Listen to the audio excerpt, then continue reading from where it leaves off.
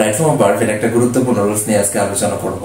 আজকের রুলসটা হচ্ছে a number of এবং দা নাম্বার অফ এর ব্যবহার।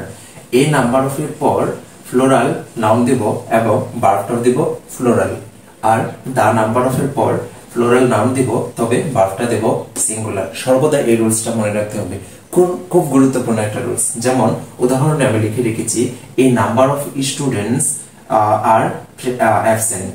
দেখুন এই নাম্বার অফ বাক্যে তাকায়, তারপর স্টুডেন্টস ভার্বটা হয়েছে ফ্লোরাল, স্টুডেন্টস নাউনটা হয়েছে ফ্লোরাল, তবে ভার্বটা হয়েছে আর, ইজ হয় নাই, এখানে আর হয়েছে, কারণ রুলস অনুযায়ী এটাই বসানো উচিত ছিল।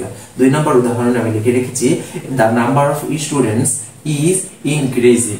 এই দা নাম্বার অফ থাকায় তারপর হচ্ছে যে ভার্বটা নাউনটা নিয়েছি সেটা এই ফ্লোরাল নাউন নিয়েছি এবং ভার্বটা নিয়েছি singular.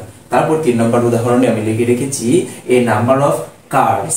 A number of cars, এই কার্স হচ্ছে ফ্লোরাল নাউন, আর হচ্ছে এ নাম্বার অফ থাকায় আমি ভার্বটা নিয়েছি ফ্লোরাল। আরো সুন্দর সুন্দর রুলস জানতে আমাদের তিলোত্তমা ইংলিশ একাডেমির পাশে থাকুন।